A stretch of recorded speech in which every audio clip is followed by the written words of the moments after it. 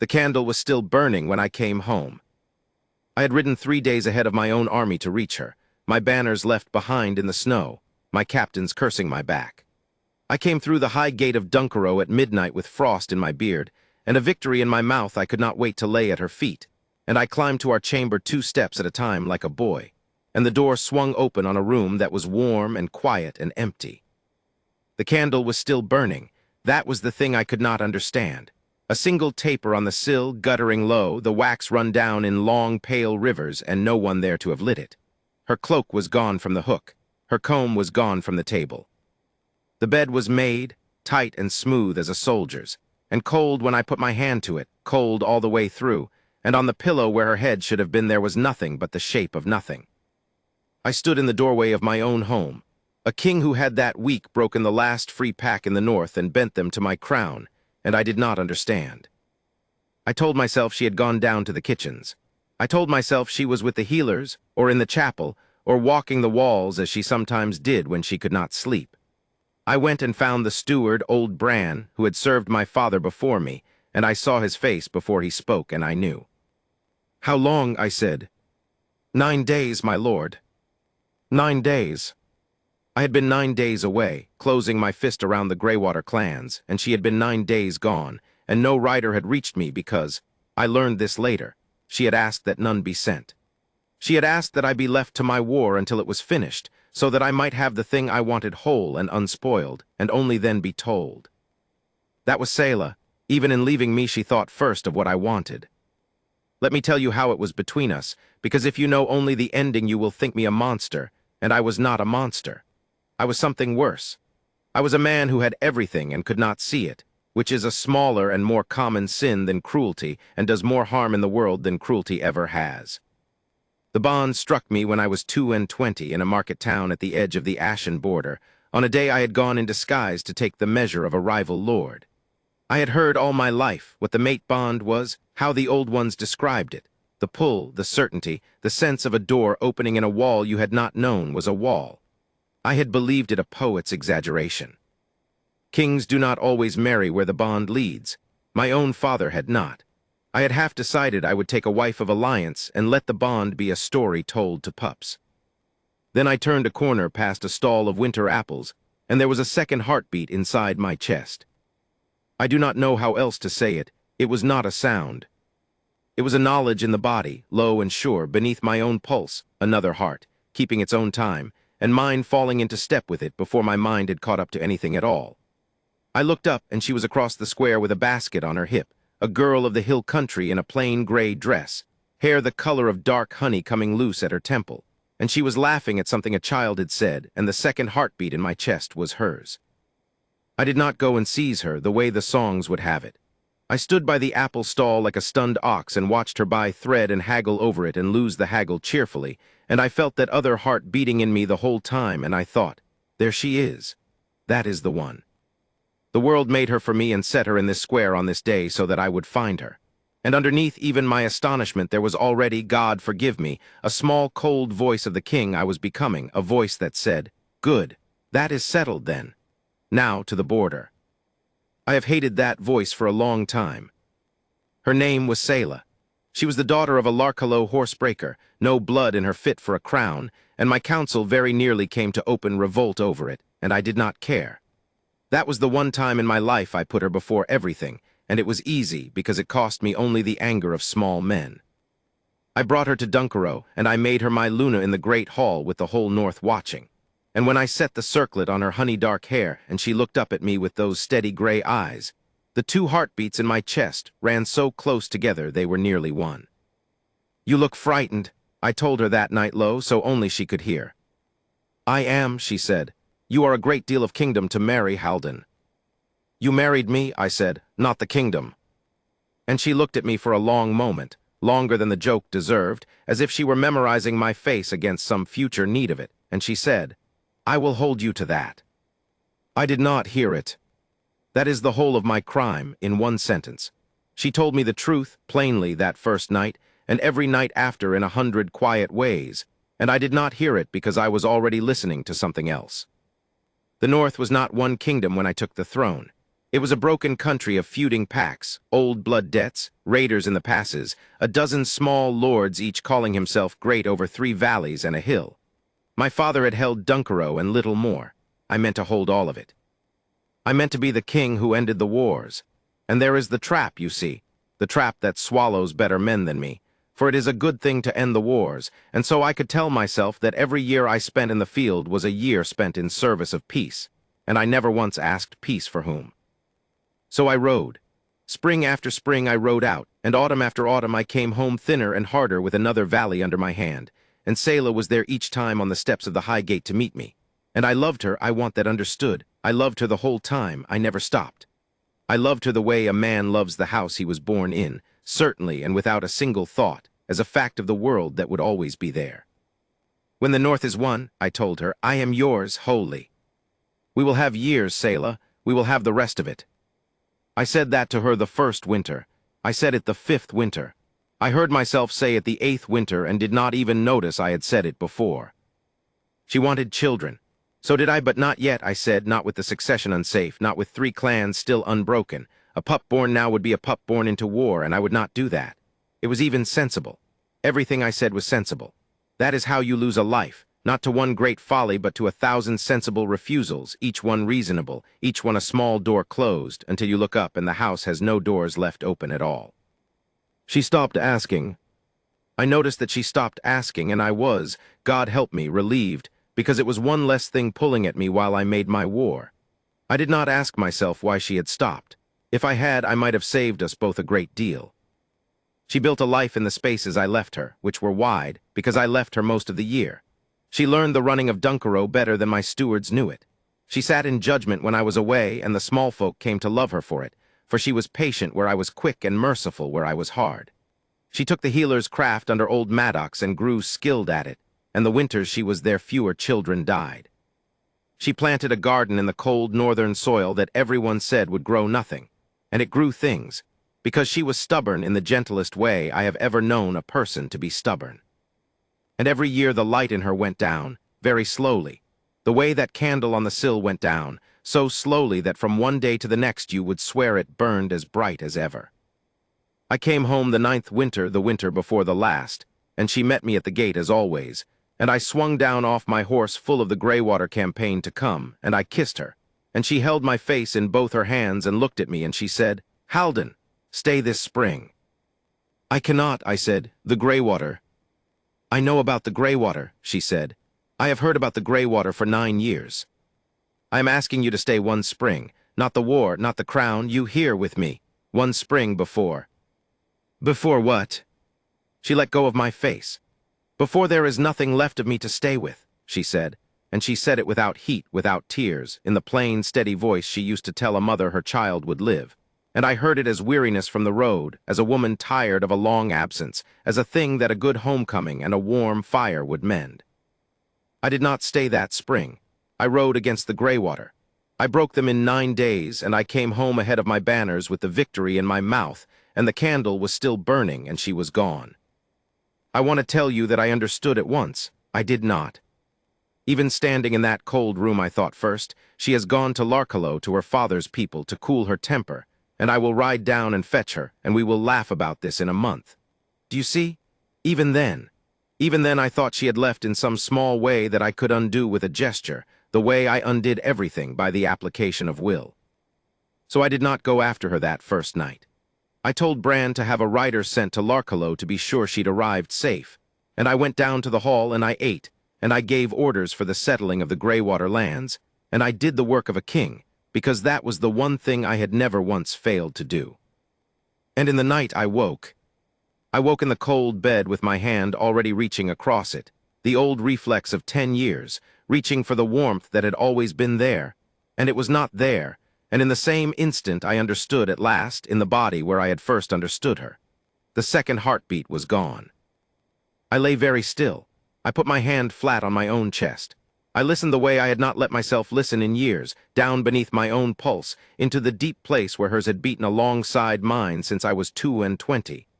The second heart I had grown so used to that I had stopped hearing it, the way you stop hearing a river you were born beside.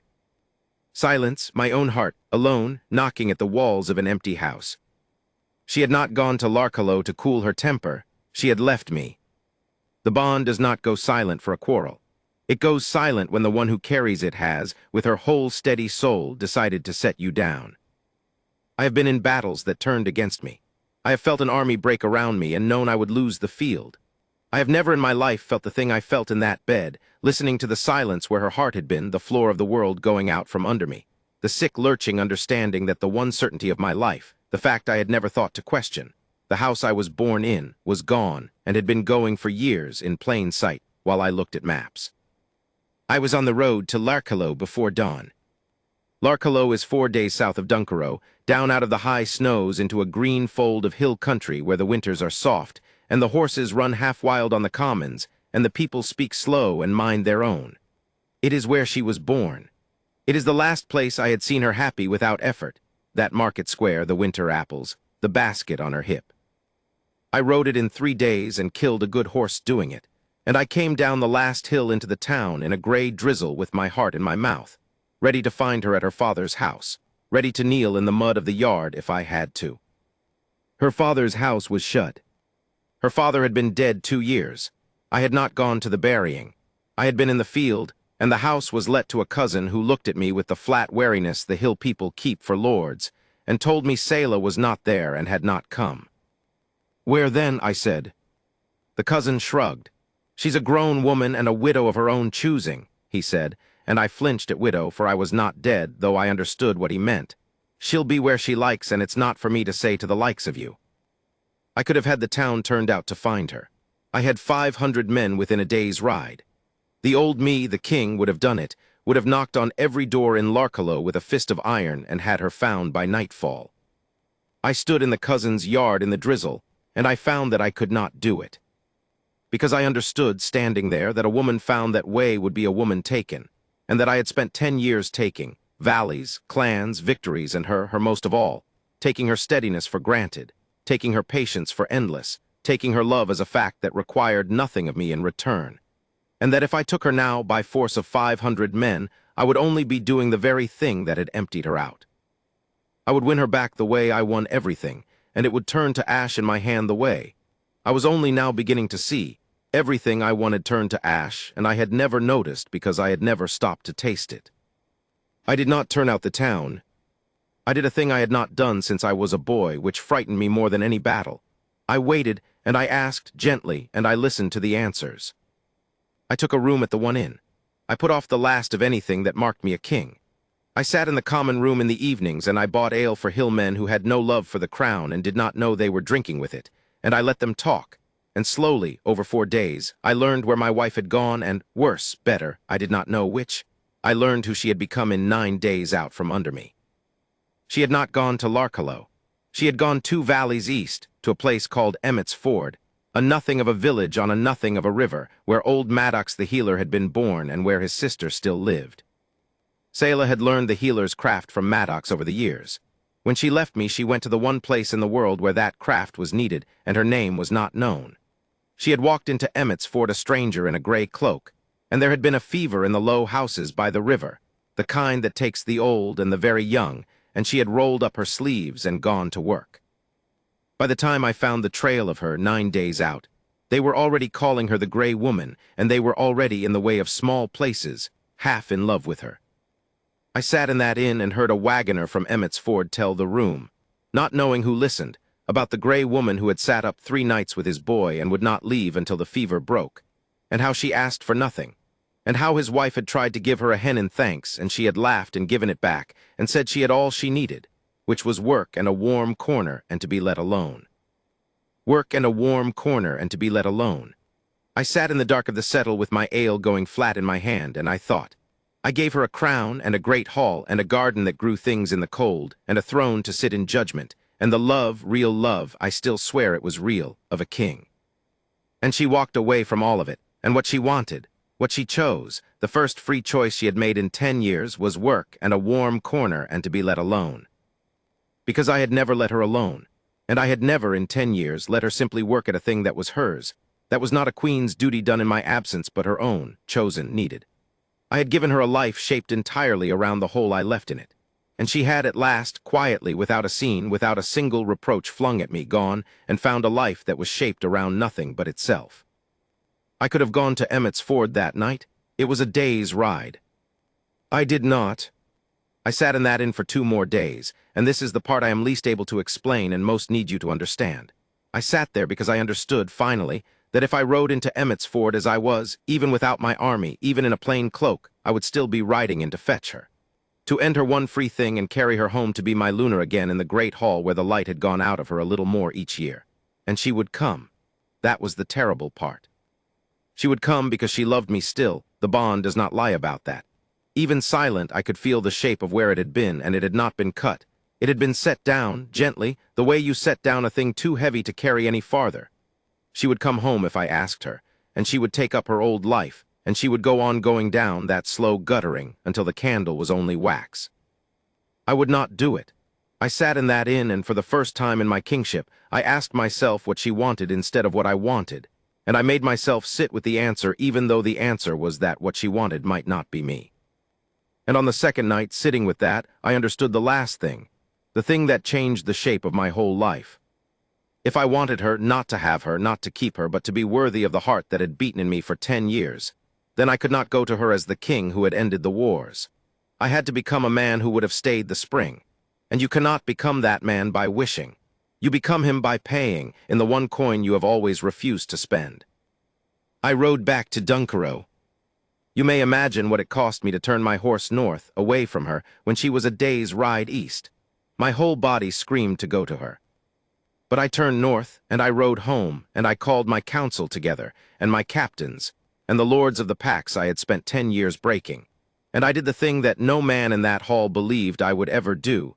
The thing I had been raised to believe was weakness, the thing my father would have died before doing. I made peace. Not the peace of the sword, which is only the pause between wars. A true peace. I gave back to the Greywater clans the freedom I had just spent 9 days taking. I called the lords of the north to Dunkero, and I did not summon them as a conqueror calls the conquered. I asked them as a man asks his neighbors, and I sat with them for 6 weeks through a wet spring. And I gave up things, old claims, old grievances, 3 valleys my father had bled for, I gave them up, because I had finally learned what a thing is worth by learning what the wrong price for it is.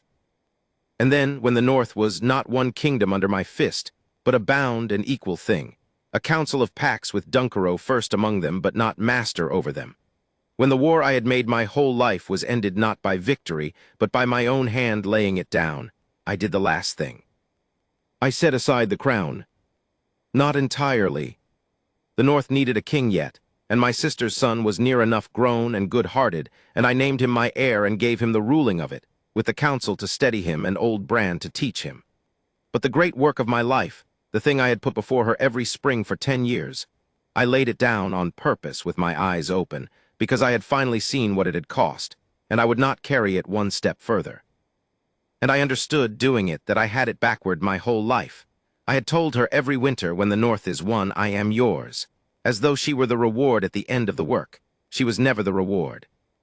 She was the thing itself, and the work was the thing I should have set down, and I had spent 10 years feeding the fire with the only wood that mattered and calling the ash a kingdom. It was high summer before I was free. Nearly half a year since the candle burned itself out on the sill. Half a year in which I did not go to her, did not send to her, did not command a single rider to bring her word, because I had sworn to myself I would not go until I could go as the man she had asked for, and not the king she had left. I rode to Emmett's Ford alone. No banners, no guard. An old gray cloak, a plain horse, my sword left behind at Dunkero because I did not want to come to her armed. I came down into the river valley on a gold evening in the last of the light, and I could smell wood smoke and cut hay and the green weedy smell of the slow river. And my heart was going so hard I thought the whole valley must hear it, my heart, alone still, the second beat still silent. And I did not know riding in whether it would ever beat again or whether I had learned all this too late and come all this way only to be told, gently in that plain, steady voice, that she had set me down for good. I found her in a low house by the river in the last of the daylight, with the door open to the summer evening. She was grinding something in a mortar, herbs for a poultice, her sleeves pushed up and her honey-dark hair pinned back and coming loose at the temple the way it had come loose in the market square 11 years before. There was color in her face, That was the first thing I saw, and it went into me like a blade. There was color in her face that had not been there in years, a lit-from-within look, the look of a person doing work that is theirs and needed and enough. She looked, I made myself see it, made myself hold it and not flinch from it. She looked well. She looked like a woman who had been dying by inches in a great hall and had walked out into her own life and begun, at last, to live. She looked up and saw me in the doorway. She did not startle, she did not cry out. She went very still, the pestle in her hand, and her gray eyes moved over me, the plain cloak, the plain horse behind me in the yard, the empty place at my hip where the sword should have been, and I watched her take the measure of me the way she took the measure of a fever, quick and deep and without illusion, and I let her. I stood in the door and let her see all of it, all the way down, whatever was there to see. "Halden," she said, "only that. Not my lord. Not the cold courtesy she would have had every right to, just my name careful, as if she were setting it down on a table between us to see what it weighed now. Selah," I said, and my voice was not a king's voice, "I am not here to take you home." Something moved in her face. I could not read it. That frightened me more than an army. There had been a time I could read every thought that crossed her, and I had lost the right to it by not looking for 10 years. "Then why are you here?" she said. I had rehearsed 100 speeches on the road. Every one of them died in my mouth. What came out instead was the plain truth, which was all I had left and the only thing, it turned out, that was worth the ride. "Because you asked me to stay one spring," I said, "and I did not. And I have been finding out these 6 months what a fool that made me and what it cost and what you must have been feeling for 10 years while I could not be troubled to feel it with you. I have come to tell you that I heard you. Late, too late maybe, but I heard you." Her hand tightened on the pestle. She did not speak. "The war is over," I said. "Not one, over. I gave the Greywater back their freedom and the other packs their own rule, and I have named my sister's son to the crown. I am not the king of the north anymore, Selah, not the way I was. I set it down, all of it. The thing I put before you every spring for 10 years, I put it down on purpose so that I would never again be able to tell you that I would be yours when something. There is no when anymore. There is only me, standing in your door, who should have stayed the spring." The light was going out of the sky behind me. In the dimness of the low house I could see the shine come up in her eyes, but she held it there. She did not let it fall. She was stronger than I had ever let myself know she was. "You cannot unlive 10 years, Halden," she said. "You cannot give me back the children we did not have because the succession was not safe. You cannot give me back my father's burying that you were not at. You cannot give me back the spring I asked for." "No," I said. "I cannot, I know it. I have not come to pretend I can." "Then what?" she said, and now her voice did break just at the edge. "What do you imagine happens now? You have laid down your crown and ridden here to my door with no sword and a sad face, and I am to what? Fall into your arms and forgive it and come home and be your Luna and light the candle again." "No," I said. She stopped. "No," I said again, and I made myself say the thing I had come 4 days south to say, the hardest thing, the true thing. "I have not come to take you home. There is no home to take you to. I have given it away. I have come to ask you one question, and to abide by the answer, whatever it is, and then to leave you in peace if that is what the answer is." "Ask it then," she whispered. I stepped no closer. I stayed in the door, hat in hand, a plain man in the dark. "You have a life here," I said. "I have seen it. I have heard them talk of the gray woman for 4 days now, and I have seen your face in the doorway just now, and it is a face I have not seen since a market square 11 years ago before I put a crown on you and a war between us. You are needed here. You are whole here in a way I never once let you be. I have no right to any of it, so I am not going to ask you to give it up." I drew a breath. The whole valley seemed to hold its own. "I am asking whether there is room in it for me," I said. "Not for the king. He is gone. For the man. I can mend a fence and break a horse, and I have a pair of hands that have done nothing gentle in 10 years and would like to learn. I am asking whether I might stay here in Emmett's Ford and court my own wife slowly, like a stranger, and earn, not take, earn, the thing I threw away. And if the answer is no, Selah, if you have set me down for good and you are done, then I will get on that horse and ride back north and never trouble your door again, and I will still count the ride worth it, because I got to see you well." There was a long silence in the low house. The river went by outside.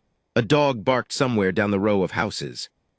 The last gold went out of the sky and the first stars came, and Selah stood with the pestle in her hand and looked at me across the small dark room, and I did not know. I swear to you I did not know. I had ridden 4 days without knowing which way it would fall. And then she set down the pestle. She crossed the room. She stopped an arm's length from me, close enough that I could see the wet on her lashes and the color still in her face. And she looked up at me for a long moment, the longest of my life, longer than the moment on our wedding night when she had said, "I will hold you to that," and I had not heard her. "You would truly stay," she said, "here, in a village with no name, and mend fences and let another man wear your crown." "I would," I said. "I have already given him the crown. There is nothing to go back to. There is only forward, and only if you'll have me in it." "And if I said," she went on, very low, testing me one last time, "that I do not want a husband who has come to me broken and made small, that I did not leave you to punish you, that I only wanted once to be chosen, over the war, over the crown, over the North, just once, before I was old. Then I would tell you," I said, "that I have chosen you, over the war, over the crown, over the North. It is done. It is behind me. I chose you 6 months ago in a council hall, and I have been choosing you every day of the ride here, and I will choose you every morning for the rest of my life, and I am sorry past any word I have that it took me losing you to learn how. And then, and this is the moment, this is the thing I will carry to my grave and be grateful for past all my other undeserved graces. I felt it. Beneath my own pulse, in the deep place, faint at first like a thing remembering how, and then steadier and then sure, a second heartbeat taking up its own time inside my chest, falling into step with mine. She had picked it back up, the thing she had set down. She was carrying it again, carefully, watchfully, not yet forgiven and not yet home, but carrying it. And my whole body knew it before my mind did, the way it had known her in the market square, and I made a sound I am not ashamed of, and I put my hand flat on my chest over the place where her heart had come back to beat. And I saw her put her own hand to her own chest in the same instant, and I knew she felt it too. "Halden," she said, and now she let the tears come at last, standing in her own doorway in her own life with her sleeves pushed up. "You great, blind, stubborn fool of a king." "I am not a king," I said. "Not any more, I am only your fool." "Yes," she said, half a laugh and half a sob. "Well, that at least you have always been." She did not fall into my arms. She was too much herself and too newly whole and too wise to undo 10 years in an evening. She took a step back, and she wiped her eyes with the heel of her hand, and she looked at me steadily, weighing it all, and then she said the thing that told me I had not come too late. "There is a bed at the inn," she said. "You may take it, and in the morning, if you meant a word of what you said, you may come and help me carry poultices down to the low houses, for the fever is not fully out and I am one pair of hands, and we will see. Slowly. Do you understand me, Halden? Slowly. You will not win me the way you win a valley. There is no winning me. There is only showing up every day and doing the small, unglorious work, and being here in the room in the ordinary evening, which is the one thing you never once did."